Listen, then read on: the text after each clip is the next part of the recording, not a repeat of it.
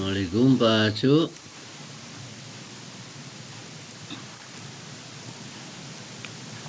Waalaikumsalam Pak Kiai. Dah, Mang. Emang, Alhamdulillah. emang Pak Kiai Dah ramang di bumi.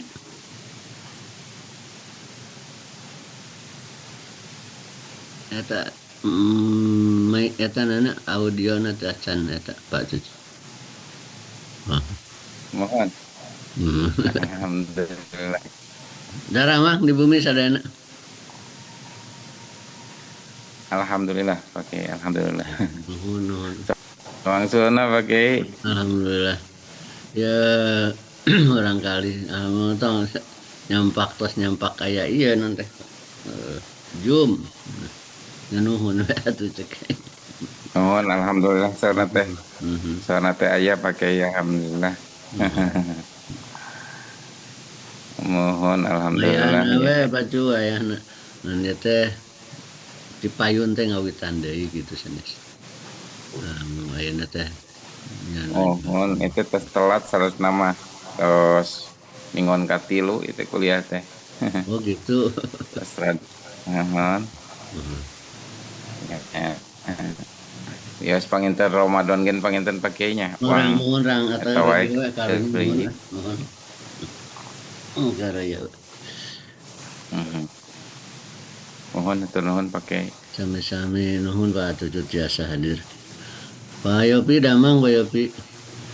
Alhamdulillah Bapak. Cuma sawarna Pak. Assalamualaikum. Alhamdulillah. Alhamdulillah. Abis menuju di jalan Pak, wih di Jogja ya deh. Oh gitu. Luar biasa. Mohon. Mhm. Karena kan ayah iya ngarencangan Pak. Eta kan si seminar. Mhm. Mohon, mohon, mohon saya tuh nuhun. Mohon Ada tuh kada hati-hati. Pak. Mohon. Salah ngiringan terus dengan di headset. Ya tidak subuh na iya layar gitu janten. Mhm. Mohon Pak. Rangkung saparapat na orang kawitan apa sudah ayo nama subuh na layar. Mohon. Yes, rangkung saya tadi.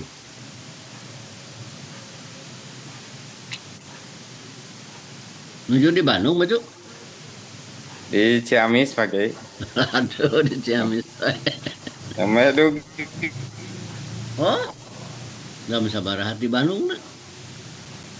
gitu gitu tadi wengi tabu.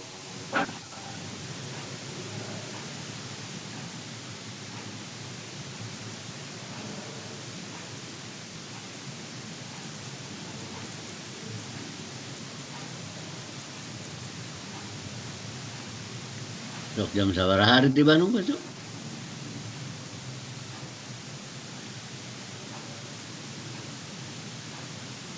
Tiluan mainnya tabu duaan. Oh gitu. Aduh luar. Mohon. Jadwal Siang mungkin tabur tilu dua. siang Oh, angkat di Bandung mohon gitu. mohon. Pada Siang. Jumatan. Mohon, mohon.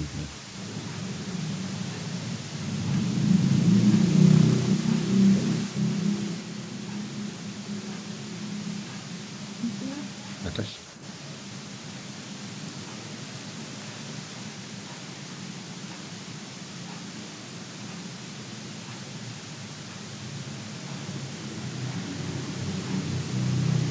Ada MC-nya nggak di sini dari semester 1 semester 2 ya? Ada apa? Lara Lasarika siapa? Fatul. Batur Pak Cucu. Iya. Yang baca Quran ada yang baca Quran. Udah ada Pak Cucu. Ya, itu mengerti asa ngawitan ya Pak juga. Ya silakan langsung aja biar ini cepat ya dari MC dulu Fatul Arifin ya. Silakan. Oke, kita mulai saja ya. Assalamualaikum warahmatullahi wabarakatuh. Salam. Waalaikumsalam warahmatullahi wabarakatuh. Assalatu wassalamu ala asyrafil anbiya'i wal mursalin wa ala alihi wa sahbihi ajmain amma ba'du. Rabbi syrah li sadri wa yassir li amri wahlul 'uqdatam min lisani yafqahu qawli. Rabbana atina min ladunka rahmatan wa hayyi lana min amrina rasyada.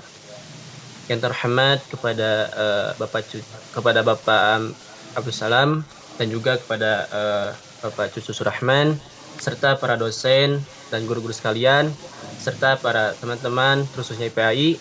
Alhamdulillahirabbil alamin, segala puji bagi Allah Tuhan semesta alam yang mana telah memberikan kita segala kenikmatan, kesehatan hingga kita dapat berkumpul kembali dalam keadaan sehat walafiat.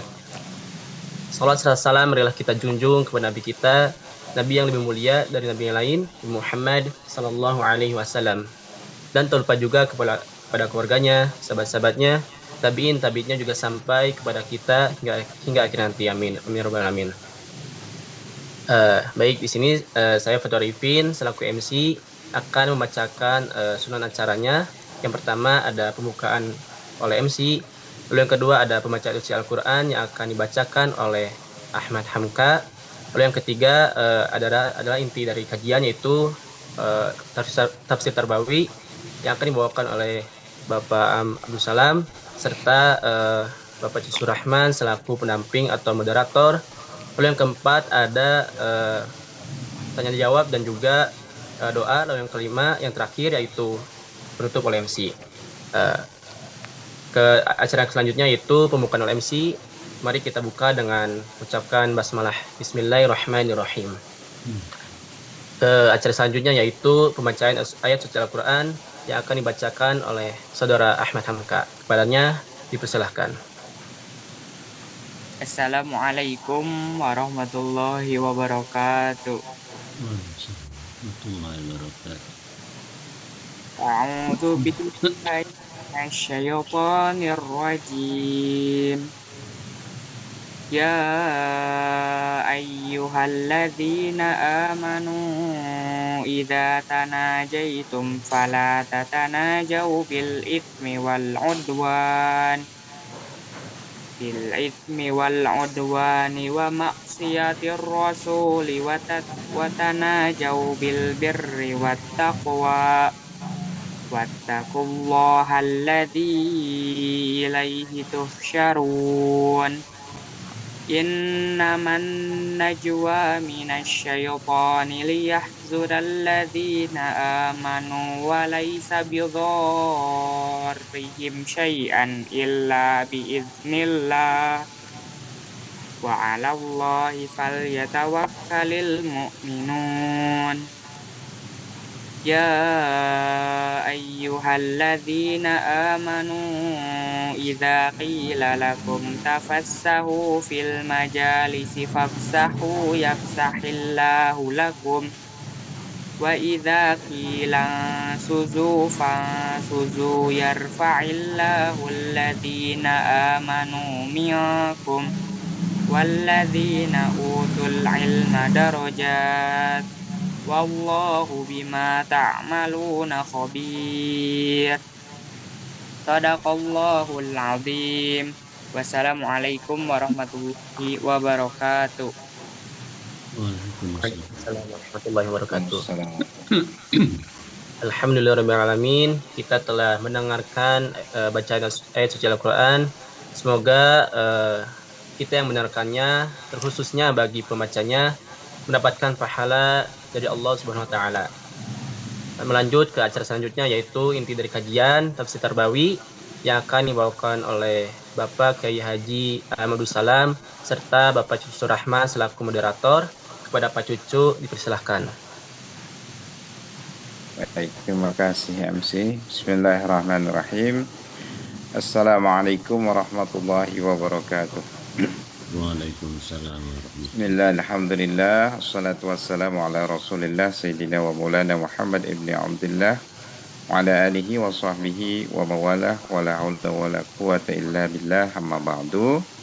Yang sama-sama kita hormati guru kita semua, Bapak Kiai Haji Dr. Abdul Salam MPD,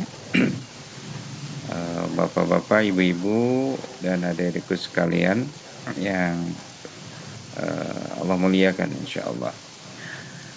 Alhamdulillah pada pagi hari ini kita memulai kembali ya untuk semester 2 kajian tafsir Tarbawi, tolong kepada teman-teman ya untuk EPJ-nya khususnya untuk mengabsen, semuanya di absen ya Pak Tur. Ini Lara Syarikalah ya,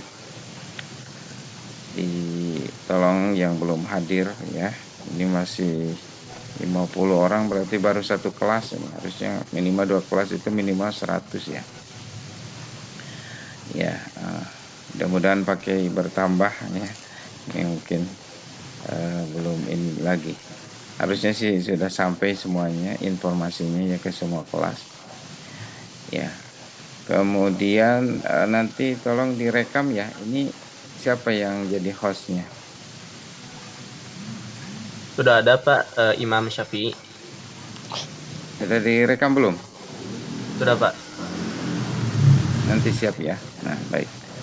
Baik, kalau langsung saja mungkin ya kita sama-sama simak kajian untuk pertama kali kita mendengarkan kajian. Nanti kalau ada yang ingin bertanya nanti di ujung pertemuan nanti silakan bagi yang ingin bertanya ya, bisa raise hand, nanti bisa langsung atau ditulis diketik di kolom chat begitu. Kajian kali ini akan membahas Quran Surat Al-Alaq terkait dengan paradigma pendidikan Islam. Langsung saja Pak Kiai, mangga waktu dan kesempatan Zoom, tempat Zoom seluas-luasnya, mungkin sampai jam 6 kurang 5 Pak Kiai, nanti ada pertanyaan ya, sisanya mungkin sekitar 10 sampai 15 menit. Ya Pak, ya tawaddal. Bismillahirrahmanirrahim. Assalamualaikum warahmatullahi wabarakatuh. Waalaikumsalam. Alhamdulillah alladzi la na'budu illa iyyah wa la nasta'inu illa bih. Ahmaduhu subhanahu wa huwa rabbun la rabba siwah. Wassalatu wassalamu ala rasulillah sayyidina wa habibina wa syafi'ina wa maulana Muhammadin sallallahu alaihi wasallam wa ala alihi wa ashabihi wa man tabi'ahudah. Bapak Dokter Cucu yang saya hormati, para dosen, para ustadz, para kiai, anak-anakku sekalian yang saya banggakan di hadapan Allah. Mari kita bersyukur bahwa pada hari ini ternyata Allah memilihkan tetap pertemuan kita ini dilanjutkan setelah beberapa kali kita liburkan. Kenyataan ini, pertemuan ini, kajian ini hakikatnya adalah merupakan wujud dari keberpihakan karunia dan rahmat Allah. Kemampuan kita hadir, keinginan bergabung itu bukan semata karena kekuatan kita, kesehatan kita, kecerdasan kita sama sekali. Semua itu tidak menjamin untuk kita memilih pilihan atau aktivitas terbaik, saudara-saudara. Al-Quran sangat tandas agar kita yakin seluruh kejadian, terlebih kebaikan, kita mampu melihat kehadiran, keterlibatan, dan wujud dari karunia serta rahmat Allah. Itu saking sayang Allah mengitu. Karena tatkala suatu aktivitas kebaikan terasa oleh diri kita sendiri, terasa karena kekuatan kita sendiri, terasa atau tersadari karena kecerdasan kita, itu biasanya suka arogan kita, merasa bisa, merasa lebih.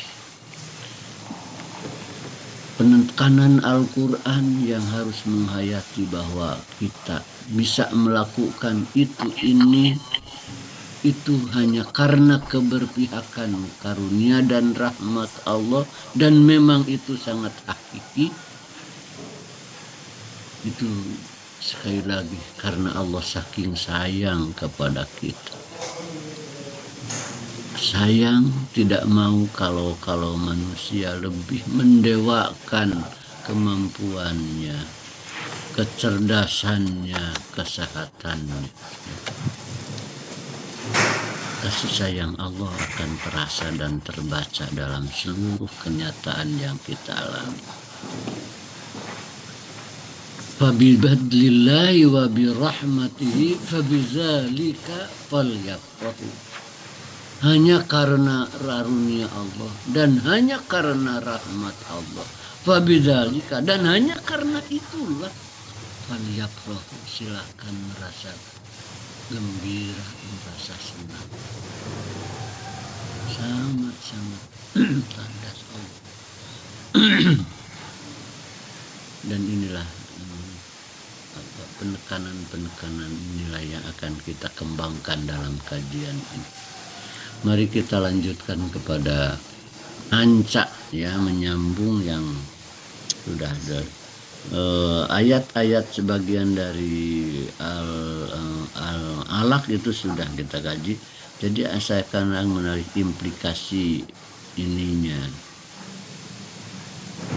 pedagogisnya.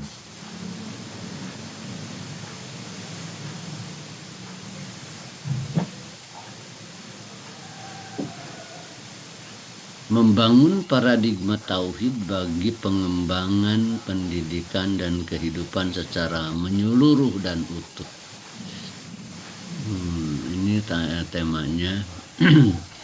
Maksudnya urgensinya, ya, baru urgensinya sekarang membangun paradigma tauhid bagi pengembangan dan pengembangan pendidikan dan kehidupan secara utuh dan menyeluruh. Sebagiannya memang menjelaskan dulu paradigma secara teoritis, ya, tapi terlalu panjang. Paradigma itu cara pandang, tapi beda-beda paradigma itu. Ada yang memaknai cara pandang saja seperti Kunto Wijoyo, ya. Hanya ada yang membagi beberapa tahap. Namun yang dimaksud paradigma di sini paradigma metafisik, paradigma paling luas, cara pandang yang mengintegrasikan seluruh entitas, ya, entitas yang konkret, yang abstrak dipandang dalam satu kesatuan, dan memang itu hakikat tauhid, ya.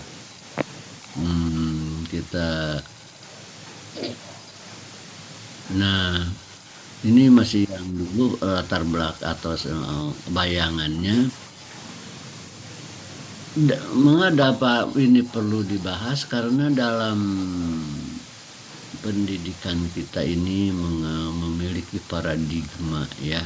Bahkan nanti mundur pembahasannya. Problematika Recording in progress. dalam pembelajaran, ya. Pendidikan dan pengajaran ini di Indonesia oleh guru-guru, terutama guru-guru PNS dan juga semuanya saja, ya, setiap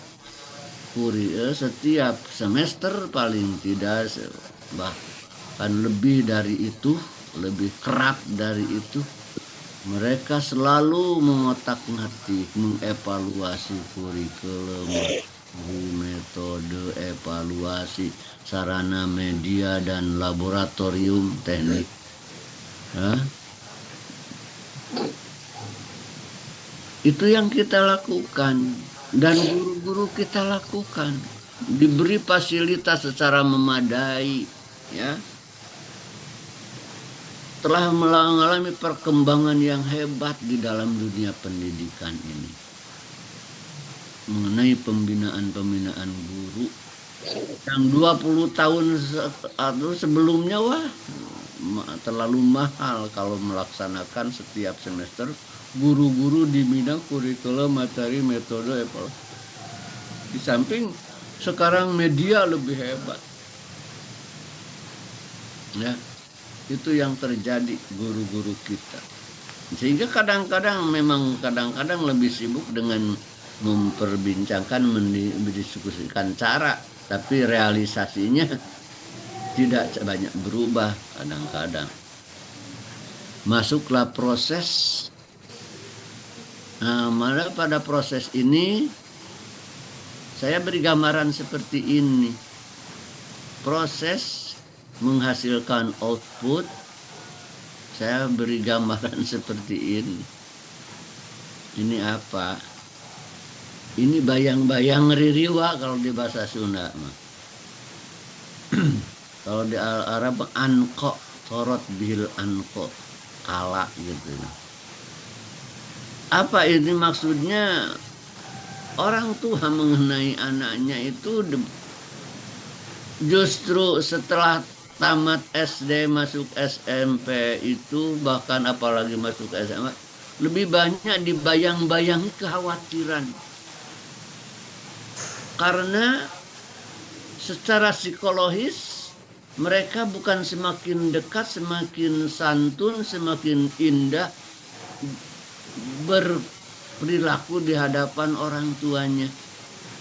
Malah orang tua semakin asing tentang perilaku anaknya. Kunaon cenah anak saya jadi seperti ini. Ya, paling tidak kehilangan sopan santun di hadapan orang tuanya. Jadi ada bayangan psikologis yang menakutkan gitu, pendidikan. Silahkan cek, tanya orang tua terutama di kota-kota. Karena itu banyak abring-abringan ke kampung, ke pesantren. Antara lain karena itu. Kalau yang masih memiliki harapan dan prinsip keimanan dalam pengembangan pendidikan dan kehidupan anaknya. Ini kenyataan sudah lama. Ya. Kalau saya beri gambaran seperti ini, ya ini udah lama, bahkan gambar yang lama sekali. Ini pelajar yang tawuran, ini pelajar yang tahu, kemudian luar biasa. Dan ada yang mengomentari maraknya tawuran pelajar bukti kegagalnya pendidikan karakter. Nah, kalau saya balik ke belakang, apa kira-kira yang melatar belakangi pendidikan menjadi seperti itu?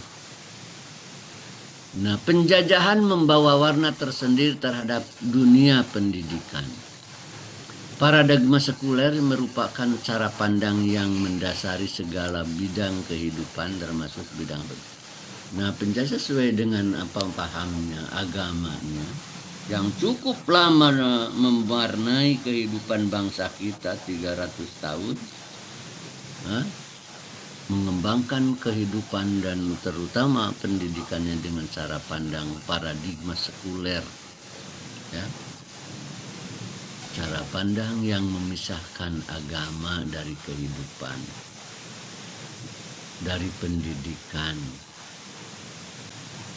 Sehingga kebenaran-kebenaran yang boleh dikembangkan oleh pendidikan hanya kebenaran yang bisa diverifikasi secara ilmiah dan rasional dan empirik, ya. Secara rasional dan empirik.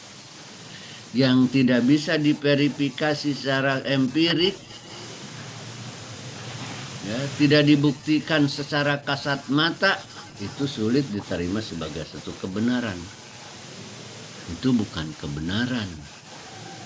Maka hal-hal yang gaib di dalam ajaran Islam tidak bisa masuk ke dunia pendidikan, apalagi dalam mengangkat kebenaran ilmiah, memastikan, memberikan patokan atas kebenaran ilmu. Maka kehadiran yang gaib sejak awal sudah diterjang di sana. Pendidikan pesantren berada pada sisi atau ekstrim lain sehingga belum memberi ruang yang selayaknya pada pengembangan ilmu umum. Wajar karena para pengembang dunia pendidikan di pesantren pada dasarnya hanya mengembangkan kutubut turos, ilmu-ilmu agama, ya. Memang ada yang menolak juga ilmu umum, ya. Tapi umumnya cuma karena memang ruangnya saja atau kesempatannya belum sampai. Buktinya setelah sampai kemungkinannya pesantren dengan mudah mengembangkan juga kepentingan itu. Itu tentu saja kembali kepada beberapa puluh tahun yang lalu, ya. Pengembangan ilmu di dunia pendidikan. Ada dikotomis yang kuat antara ilmu dan iman atau agama. Ilmu umum sama sekali tidak terkoneksikan, bahkan tidak boleh dihubungkan dengan sistem keyakinan atau keimanan. Nanti saya akan contohkan, ya. Guru-guru muslim untuk mata ajar umum merasa puas dan sudah merasa benar walau tidak pernah peduli dengan keagamaan atau menghubungkan materi pembelajaran dengan iman. Nah, guru-guru umum yang muslim, maksud saya guru-guru muslim yang umum, ya, tidak pernah peduli dengan mengembangkan dan mengkoneksikan keilmuannya dengan keagamaan, dengan umum. Ya, seperti minyak dan air saja guru umum dan guru agama itu. Karena itu hanya di wilayah agama. Nah, tentu saja bukan harus ikut ngajar, tapi kepedulian untuk mengarahkan, untuk mengembangkan dan membina nilai-nilai agama jarang. Karena dikotomis itu. Karena masalah agama hanya itu terjadi. Baik, saya kira contoh. Nah, ini pelajaran SD dulu tentang hujan, ya.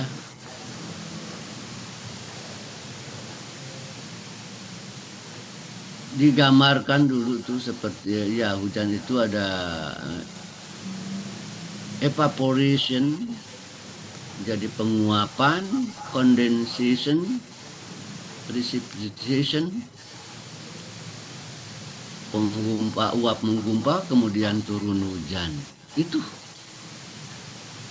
bahwa menuju SD kita begitu menerima tanah. Selesai seperti itu, iya, hujan itu. Sama sekali tidak diarahkan untuk mengenal Tuhan Allah. Coba kita lihat Al-Quran, ya. Coba dari sisi proses itu Al-Quran bicara dengan secara sangat fasih. Nah, di sampingnya ini ada ayat-ayat. Allahul ladzi yursilur riyah fatusiru sahaban. Allah lah yang mengirimkan angin, fatusiru sahaban, kemudian angin itu menggerakkan uap, wayabsutuhu fis samai kaifa yasha, kemudian Allah menggelar uap itu di langit sebagaimana kehendaknya. Wayaj'aluhu kisapa, dan Allah membuatnya uap itu menggumpal. Fatarul wadqa yakhruju min hilalih, kemudian kamu lihat percikan turun daripadanya. Begitu fasih Al-Quran bicara proses alamiah ini. Bahkan lebih fasih, lebih, ya, rinci daripada teori ini, ya. Dan ini bahasa Al-Quran langsung. Tapi sedang apa Al-Quran menguraikan itu? Hanya memberitahukan ikhbar semata memberitahukan. Ternyata tidak, saudara-saudara. Dalam bahasanya, kalau sekedar memberitahukan, Allah cukup begini bicaranya. Allahu yursilur riyah. Cukup begitu bahasa. Nah inilah analisis tafsir Tarbawi ini. Allahu yursilur riyah. Cukup kalau sekedar memberitakan itu datar. Tapi lain ini ma Allahul ladzi yursilur riyah. Padahal tidak pakai aladin juga sudah sempurna. Oh apa maksudnya? Oh di sana ada tarhim, tafkhim bukan tarhim, tafkhim. Jadi ada penekanan di sana. Allah memperlihatkan kecemburuannya ingin dikenal oleh hamba-hambanya. Allahul ladzi yursilur riyah, dan melalui alam ini. Jadi Al-Quran itu menyampaikan, tapi ada pesan yang lebih dalam, yang lebih menukik kepada pikiran, hati, dan kedalaman perasaan bahwa itu Allah sedang memperlihatkan kehadirannya, bahkan kasih sayang. Mengapa Allah mengatur hujan seperti itu? Sebab kalau manusia tidak mengenal Allah atau tidak diperkenalkan kepada Allah, maka pasti akan mempertuhankan apa saja selain Allah. Nah itu yang dikhawatirkan oleh Allah. Akan mendewakan apa saja selain Allah nanti. Maka keindahan proses alamiah yang begitu rapi, teratur dan indah ini Allah jadikan kesempatan untuk mengenalkan dirinya. Bahkan ada ayat yang sangat keras.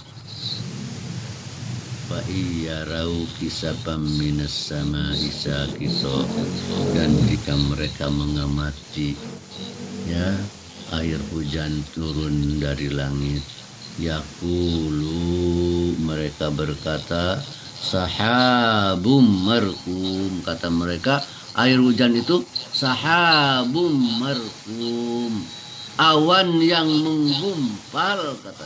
Kenapa turun hujan? Awan telah menggumpal. Kan begitu. Kemata turun hujan, awan telah menggumpal. Rata-rata sampai begitu saja dulu. Waktu sekolah itu hujan itu karena awan telah menggumpal.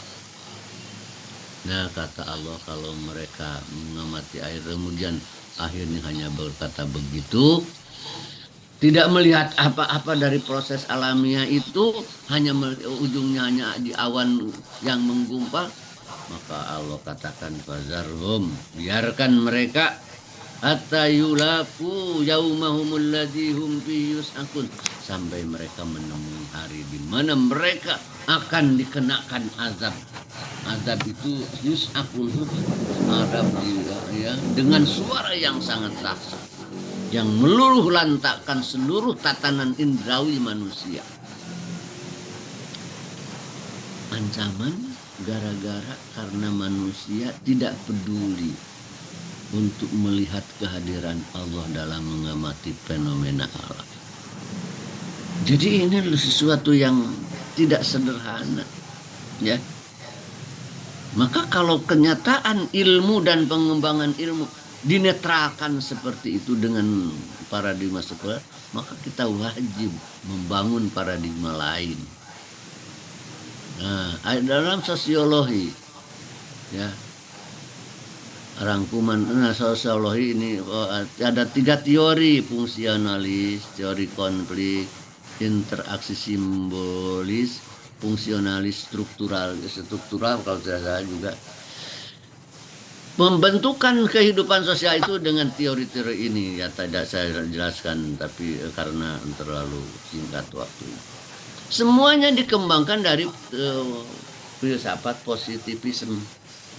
Positivisme itu yang sama sekali tidak mengakui adanya kehadiran dan keterlibatan Tuhan dalam segala kenyataan, apalagi dalam kehidupan manusia.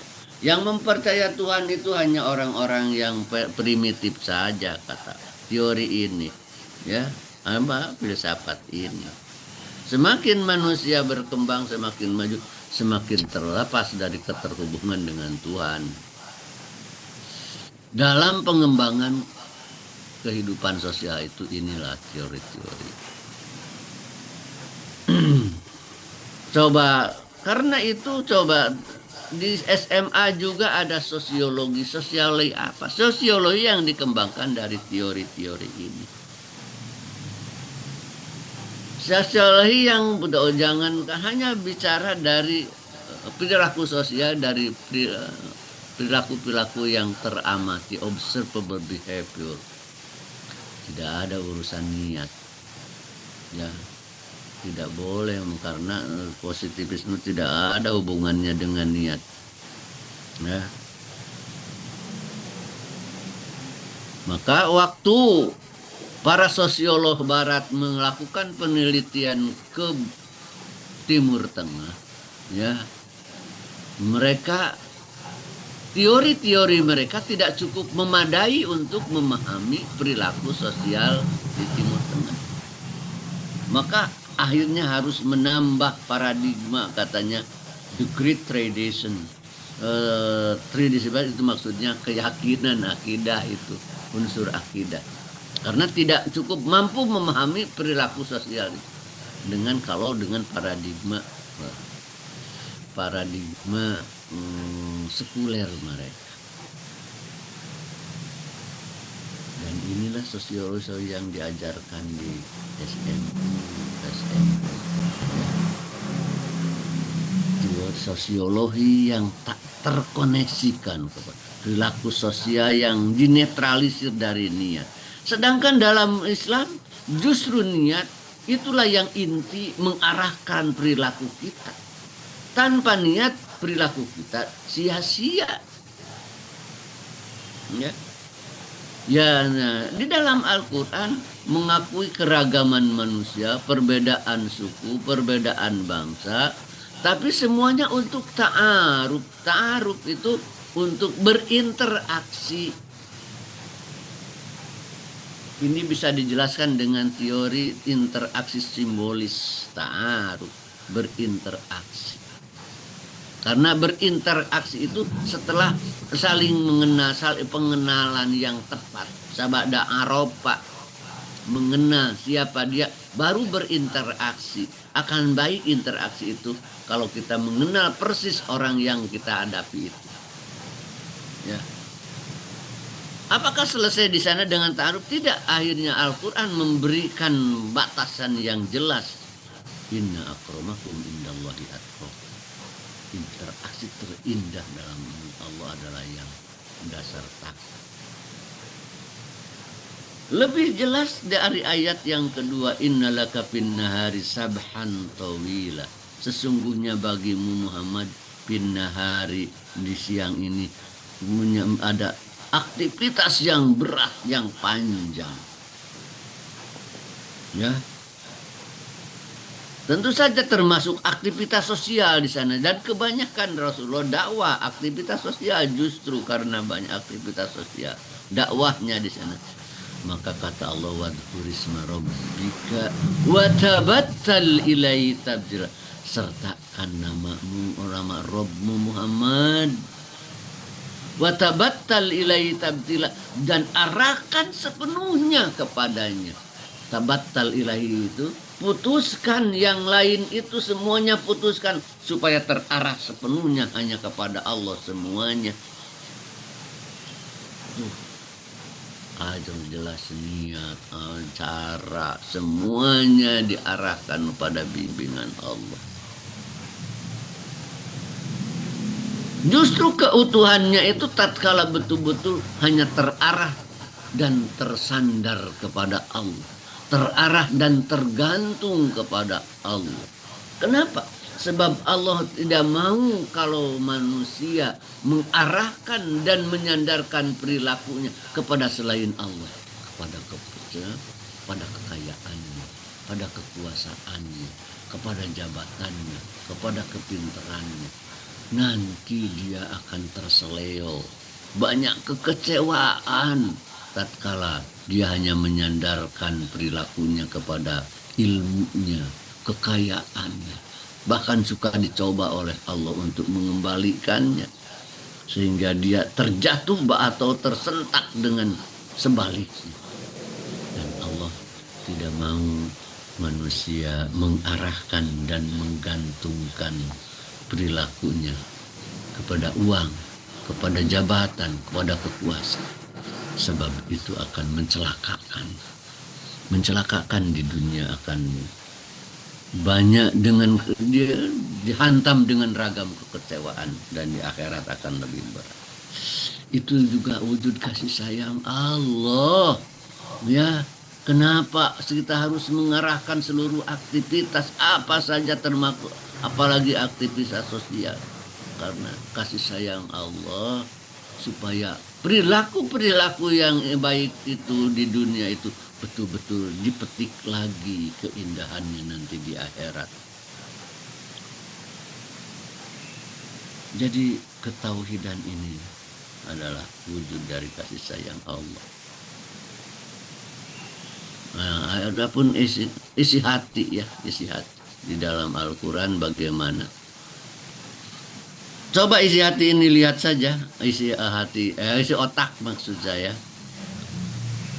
Left brain function dan seterusnya, matematik, menulis, kemudian listening, spoken language, scientific dan lain-lain, insight dan seterusnya sampai music awareness. Itu isi hati itu. Ada yang menunjukkan ke arah, ada aspek spiritualnya. Dalam teori-teori ini tidak terlihat, sama sekali tidak ada. Tapi bukan berarti menentang, hanya memang masih di netral saja pikiran-pikiran otak itu di sini. Sedangkan otak itu ada aktivitas berpikir yang paling pokok ada di otak, ya. Dalam Al-Quran, wa yatafakkuruna fi khalqis samawati wal ardi rabbana ma khalaq. Nah, itu proses berpikir oleh otak tentang langit bumi ini sampai manusia mengatakan rabbana ma khalaqta hadza, sampai mengatakan itu mestinya, ya. Wa huwa alladzi maddal arda wa ja'ala fiha rawasiya, yang mengembangkan, membentangkan langit itu, ada gunung-gunung, ada sungai-sungai, buah-buahan dan yang berpasangan. Terus semuanya la ayatil liqaumi yatafakkarun. Proses tafakkur kan ada di hati, ada di otak. Yang berhubungan dengan otak dalam Al-Quran, bal naqdifu bil haqqi 'alal batil fayadmaguhu fa idza huwa zahiq. Akan tetapi Allah menembak batil, fayadmaguhu, kemudian melumatnya, fa idza huwa zahiq, maka tiba-tiba batil itu hancur. Jadi proses berpikir di sini ada perang gitu, ya, ada persaingan, betul. Sehingga tafsir Jalalain mengatakan ad-dimag wal maqtal, otak itu tempat perang. Ya. Karena itu kalau instrumennya pendengaran, mata dan absor, asam, dan juga ada al-afidah. Nah, semua yang diterima oleh pendengaran dan mata itu ditransfer, kemudian diedit oleh hati ini. Yang ada juga ini adanya di dimag al-fuad. Tapi kan tidak terlihat dalam gambar bagaimanapun. Tapi Al-Quran mengisyaratkan ini, ya. Nah, kalau kita melihat teori kecerdasan, ada teori kecerdasan di sini. Tahun 1905 itu ada intelijen bahwa kecerdasan yang inti yang paling dominan itu kecerdasan intelektual. Sehingga mau apa-apa dulu itu dites IQ-nya dulu, ya. Tapi tahun 1980 muncul creativity quotient. Ada yang cerdas tapi tidak kreatif, ya. Oh, perlu ada kecerdasan kreatif. Cerdas kreatif ada, tapi juga memblek tidak berhasil. Oh, harus ada emotional quotient. Kecerdasan emosi. Sudah ada 3, memblek juga tidak berhasil. Sekali jatuh ada kerugian, jatuh tidak bangun lagi. Perlu ada adversity quotient. Ya. Kecerdasan menangkal kesulitan. Sudah 4 lengkap, masih membel juga tidak berhasil, ya. Tahun 2000 muncul spiritual quotient, the ultimate intelligence. Nah, ini dalam perkembangan teori barat sudah, tapi memang kalau dibanding dalam Al-Quran ini atau wacana-wacana Islam ini ketinggalan sebenarnya. Maka di sini Presiden Ramachandra dalam teori dalam otak itu ada God spot, ya. Psikologi spiritual quotient berada pada pusat otak, mengintegrasikan semua jenis kecerdasan. Ini penelitian di barat semakin God spot dan atau God will bereaksi ketika diberi sentuhan yang spiritual. God spot itu bereaksi tatkala disentuh dengan hal yang transendental, yang eksistensial, yang transendental. Something of sense of something beyond, sense of something more. Ini hasil penelitian di barat, tapi tahun 2000 ke sini atau 1900 ini. Dalam diri setiap manusia ada ruang spiritual yang jika tidak diisi dengan hal-hal yang lebih tinggi, maka ruang itu secara otomatis akan terisi dengan hal yang lebih rendah yang ada dalam diri manusia. Nah, ini menunjukkan betapa pentingnya mengikuti bimbingan Al-Quran dalam pengembangan ilmu, ya, karena Al-Quran lebih dulu untuk itu, untuk sentuhan ini. Kalau barat baru tahun 2000-an ketemu. Kalau dibanding Ihya, sangat jauh. Karena itu masih ada nih. Kalau di barat masih begini ini paradigmanya yang sekuler itu. Paradigma behavioristik, ya, dan paradigma humanistik terakhir. Ini sebenarnya psychological movement ini sebenarnya, ya. Munculnya behavioristik dan paradigma humanistik. Akhirnya dalam psikologi barat tidak ada ruh. Ini pernyataan ahli atau ketua psikologi Islam di dunia, Malik Badri. Psikologi barat tidak ada ruh di psikologi barat. Karena psikologi atau manusia yang dirumuskan oleh psikologi barat itu hanya dari behavior observable, ya. Perilaku observable behavior, perilaku yang teramati saja, ya. Maka coba psikologi yang tanpa ruh, sedangkan ruh dalam Al-Quran itu satu yang sangat substantif. Kesadaran pilihan baik ada digerakkan dari ruh ini, ya. Wa nafakhtu fihi min ruh. Masuklah psikologi yang tanpa ruh itu masuk pada pendidikan dan pengajaran. Dalam teori-teori pembelajaran di dunia, maka pembelajaran hanya bisa mekanistis, seperti berinteraksi dengan benda.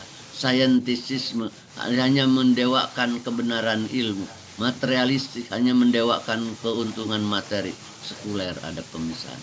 Maka hasilnya seperti ini, saudara-saudara. Gagah tapi seperti itu kepalanya ya. Cerdas, hebat jabatannya, tapi monyet kepala. Nah ini kenyataan. Nah, kita lanjutkan dulu. Nah coba kalau saya gambarkan inilah seperti ini perbedaan. Ya grand ini paradigm ini yang seperti ini Allah. Ya, gambarkannya ini garis-garis hitam putih ini bermakna Allah, sana wahyu, ilmu. Ini yang hitam ini kok apa kehilangan koneksi. Ini sekat ya yang hitam ini. Fakta empirik dan keyakinan tersekat. Sekuler ini iman percaya ada Allah tapi sekuler. Yang garis hitam ini kehilangan koneksi dan bahkan ini sekat. Nah kalau di Islam ini Allah wahyu begini dan wahyu ilmu itu betul-betul begitu.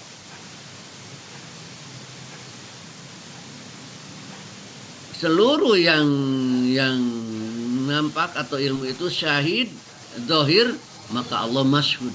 Di dalam menemukan ilmu itu menyaksikan Allah. Dalam menemukan fakta apapun menyaksikan kehadiran dan indahnya penataan Allah.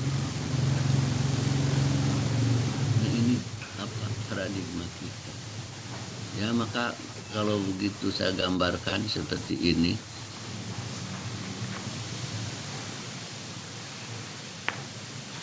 Ya paradigma kita kalau kita bidang pada bidang akidah syariah, IPA IPS, olahraga seni semuanya begini digambarkan.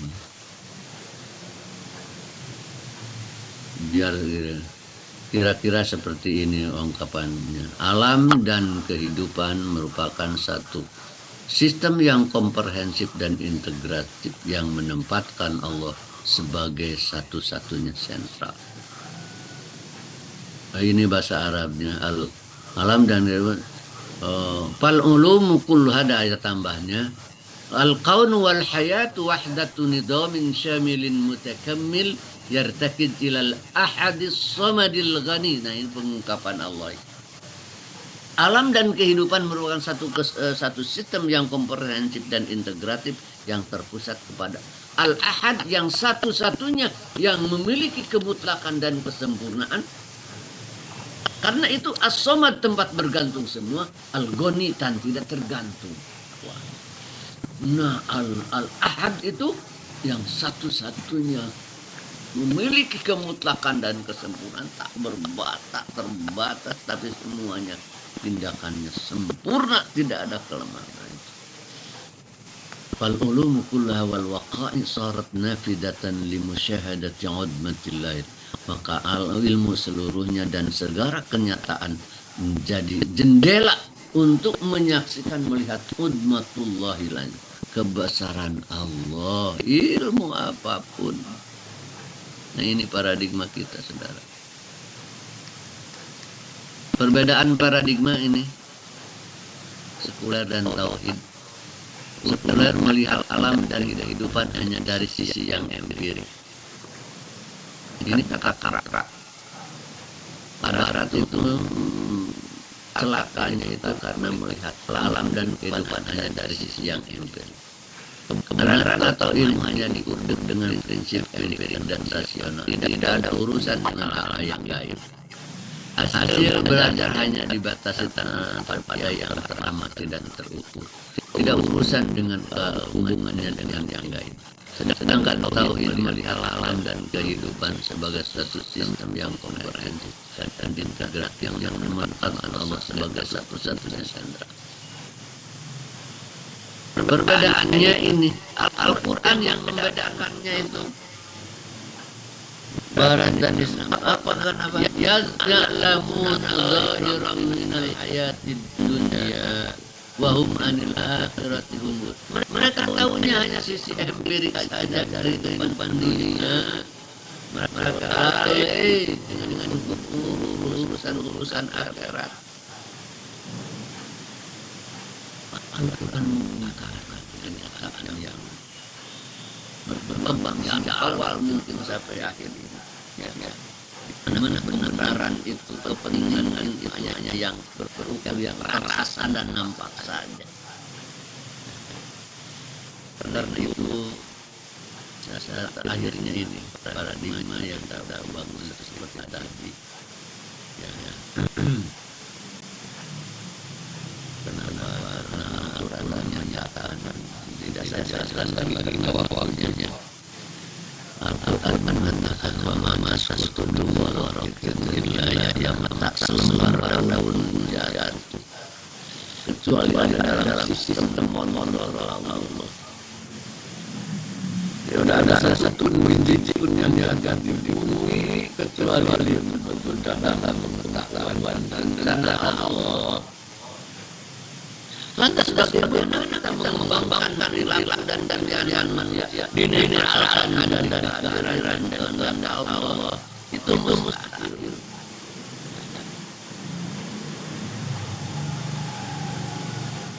Setetes air akan begitu indah prosesnya tadi. Ya.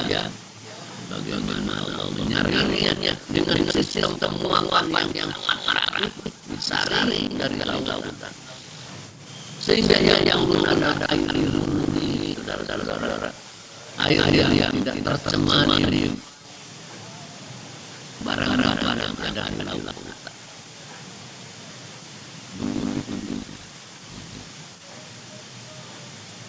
Allah merelasikan alam dengan kondisi hati dan doa manusia. Istighfarlah dan berdoalah. Turun Allah turunkan hujan. Maka kalau perlu jangan terlala kemarau, muslim malah sholat. Apa-apaan itu ada hubungannya dengan hujan.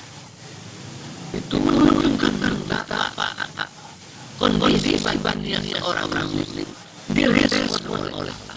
Saya Allah yang menyampaikan. Kalau mau menjaga dan membanggakan dan SSL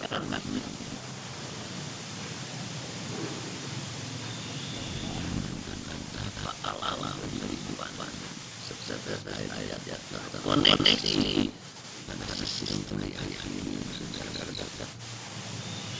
Maka bagaimana mungkin pembelajaran pendidikan dan ilmu di negara dan keyakinan ini kebodohan. Ini adalah kejadian modern.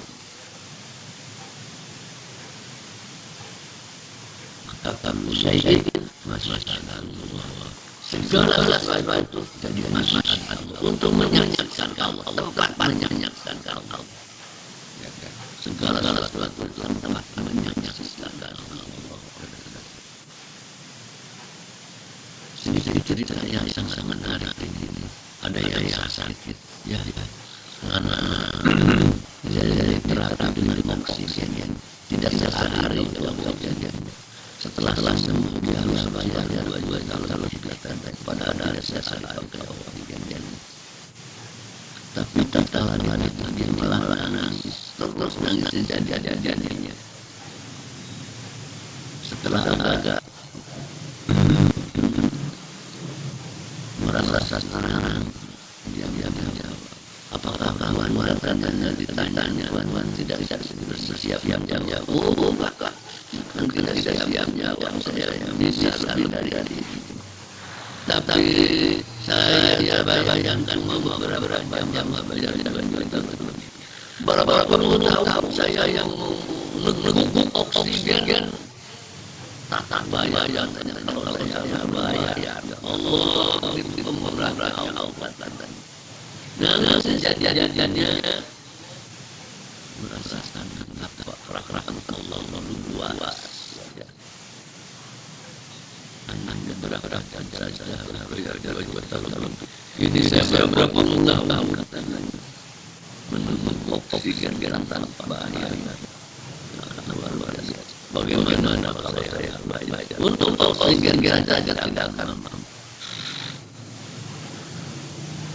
Ini kenyataan yang harus kita pikirkan dan mendengar Al-Quran sebenarnya ini.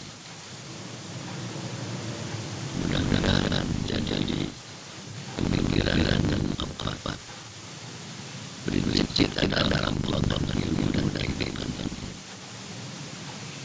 Itu saja yang kita cucu karena memang tanggung ini ya paksaan dari yang bapak dijabarkan dan mohon maaf atas lebih waktunya. Assalamualaikum warahmatullahi wabarakatuh.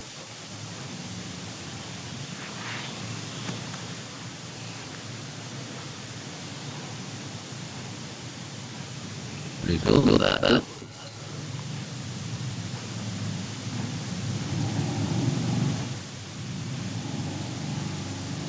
Mungkin sinyal ya.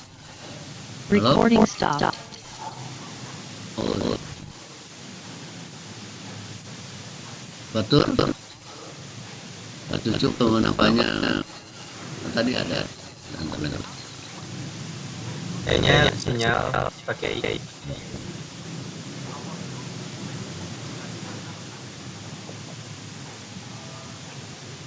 Silakan kita akhiri saja ya. Recording in progress.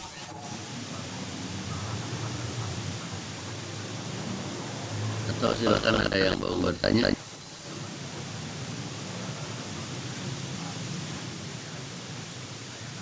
Silakan barangkali ada yang ingin bertanya. Maaf, barusan suaranya.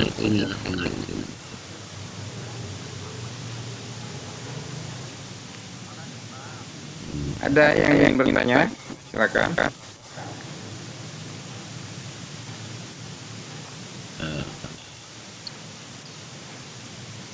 Tidak ada kayaknya pakai. Barangkali kita akhiri saja baca ini. Semangat kali yang ada.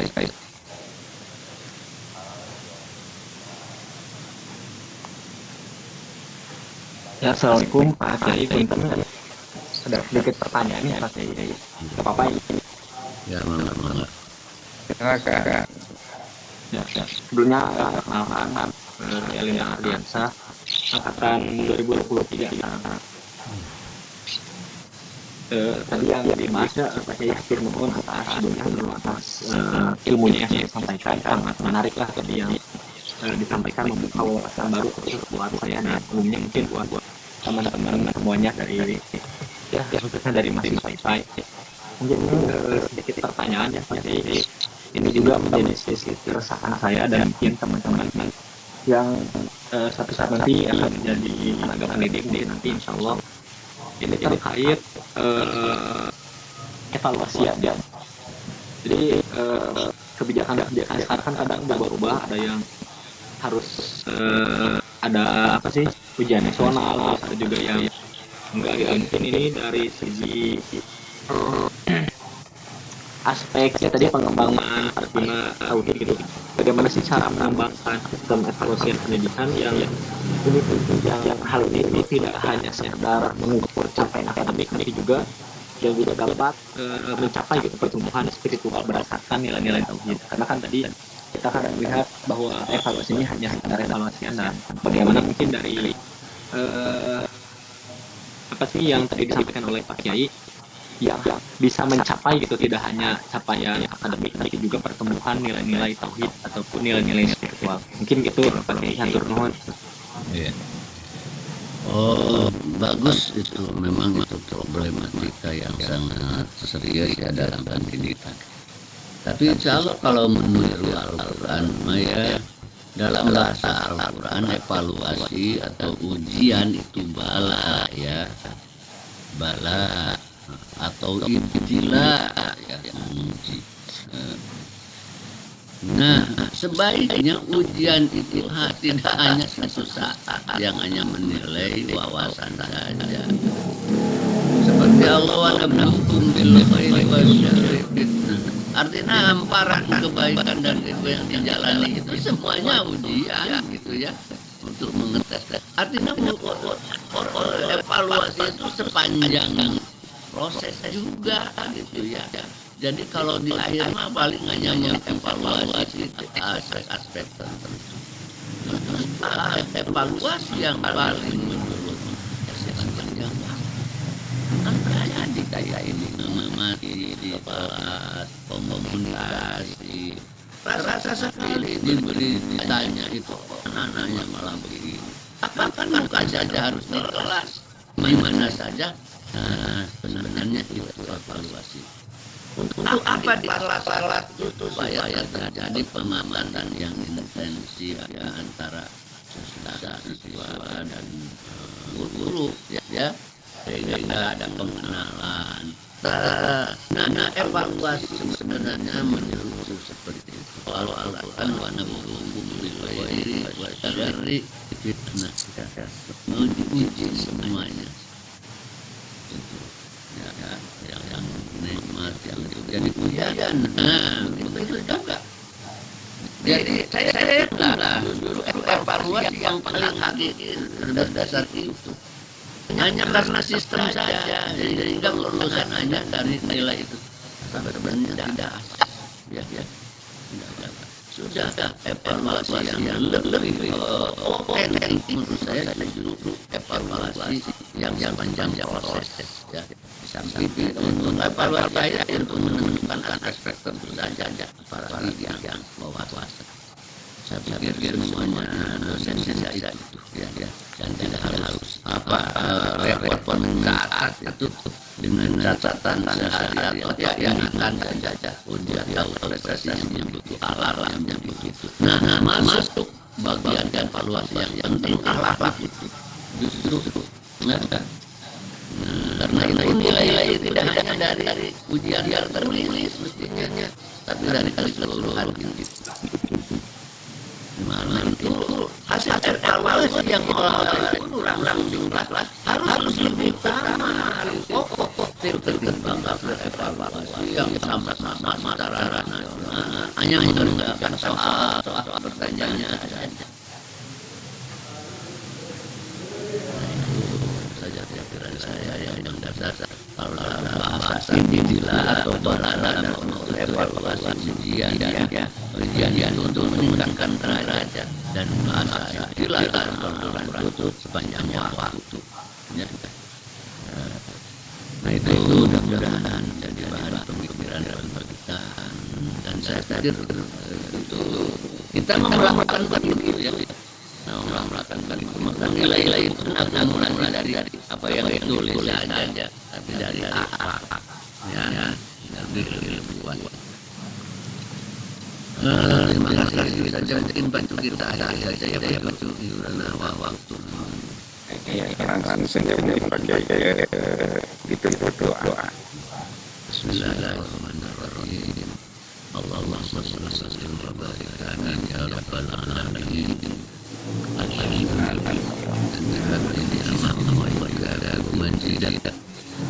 Rabbana la tu'akhidhna kama yanbaghi li ya Allah ya Rahman ya Rahim. Ya Allah yang Maha Kuasa yang Maha Kuasa yang Maha mengatur secara terhadap dan tidak ada kehidupan ini ya Allah. Ampunilah kami ya Allah. Ampunilah dosa-dosa kami ya Allah. Ampunilah kedua orang tua kami ya Allah. Ya Allah, tidak ada tempat kami untuk bersembunyi dari-Mu ya Allah. Kemanapun kami memandang di sana indahnya wajah dan wajah ya Allah. Apa-apa yang kami tatap di sana ada penataanmu yang kurang dan indah ya Allah. Ilmu yang bertugas untuk mengungkap rahasia-rahasia Allah ya Allah. Jadikanlah bagi kami kekuatan untuk semakin kami menjadi lebih dekat kepada-Mu ya Allah. Ilmu apapun yang bertugas untuk mengungkap kebenaran ya Allah, jadikanlah jalan untuk kami lebih mampu menikmati indahnya wajah ya Allah. Bukakan segala jalan untuk melihatkan ya Allah. Bukakan segala cara kehidupan bahkan musibah untuk kami melihat indahnya wajah ya Allah. Bahkan katakan musibah itu besar di sana wajahnya tetap indah ya Allah. Sebab kau mustahil tolong ya Allah. Kau mustahil saya ya Allah. Kau hanya saya ya Allah dengan segala rencana. Rabbana la taqabbal minna innaka antas samiul alim. Wa tub alaina innaka antat tawwabur rahim. Rabbana atina fid dunya hasanah wa fil akhirati hasanah wa qina adzabannar. Walhamdulillahi rabbil alamin. Assalamualaikum warahmatullahi wabarakatuh. Waalaikumsalam warahmatullahi wabarakatuh. Terima kasih Pak Yaya atas penjelasan dari terkait dengan matematika dalam keadaan. Mudah-mudahan bisa dipahami oleh semua mahasiswa, terutama bagaimana seharusnya kita memiliki wawasan paradigma cara berpikir, kemudian cara bertindak dalam kehidupan ini, termasuk dalam mengembangkan ilmu pendidikan. Baik ibu-ibu, bapak-bapak sekalian, saya kira untuk pertemuan kali ini kita cukupkan sampai di sini. Terima kasih atas segala perhatiannya.